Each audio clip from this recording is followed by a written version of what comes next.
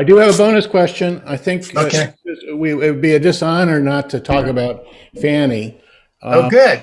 I responded to one of your emails today that did not Wilbur go crash his car into the Zebra Club? Did I get that wrong? I don't remember that. I mean, what I remember I'll look this up. is that Wilbur and Fanny were fighting, and they forgot to turn on their headlights and got picked up or stopped by the cops near the tidal basin, and she dove in, and they found him in the car bloody.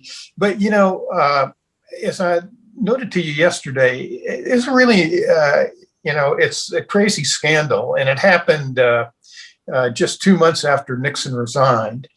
And, Nixon changed the presidency by his behavior and his resignation.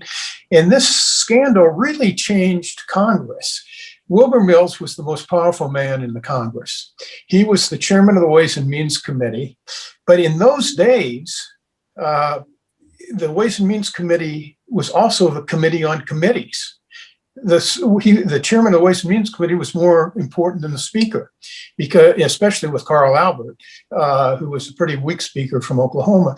But the Ways and Means Committee picked the committee members and committee chairmen. Every tax bill out of the Ways and Means Committee was considered in the House with a closed rule, which meant it was unamendable.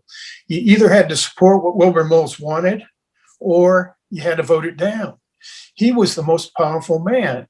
After that, there had been some reforms sort of percolating up in the early 70s, but after Wilbur and Fanny, they took away, the House took away the committee on committee responsibilities, and they put that with the speaker and the steering committee. And today, closed rules are very much not in fashion. So that accident, would happen probably anyway over the next 3 or 4 years, but that accident precipitated a lot of fundamental change in the House. I heard some commentator wrote yesterday that it was the beginning of the new House of Representatives.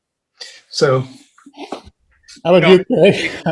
It was one of those events that you somehow just can't get out of your mind if you're in Washington.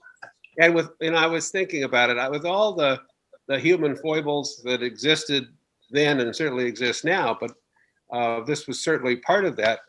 But things got done, and as Al pointed out, there were structures in place that gave people tremendous power to lead, and we had leaders who led, regardless of some of their personal challenges. And so it was a different time, but it was a time when people came to Washington to maybe have too much fun in some cases, but they really came to get things done. I'm glad they did. I was mulling over the fact it'd be interesting to see what Fanny and Wilbur would have to say today, but I realized was 87 when she passed, and he would be 111 today. So I'm not sure what they could tell us, but interesting time in our history. I remember Mills was really powerful.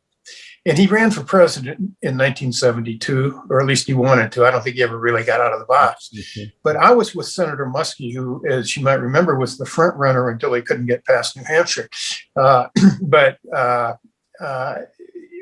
Senator Muskie was a big supporter of one of President Nixon's main initiatives, which was revenue sharing.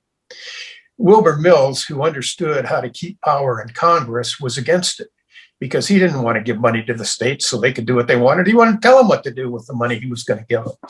And we had to testify before, or Muskie wanted to go over and testify before Mills, and we did. And it was great drama to have Wilbur Mills, the number one Democratic opponent of revenue sharing, and Ed Muskie, the front runner and the number one proponent of revenue sharing, going at each other.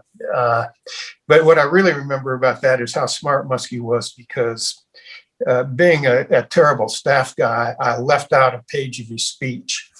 And he was reading it, and you could just see as he turned to the next page, he knew something was missing, but he went on as if, the page was right there. Yeah. Well, thank you all. By the way, it was Carl Albert who crashed into That's right. the zebra. That's right.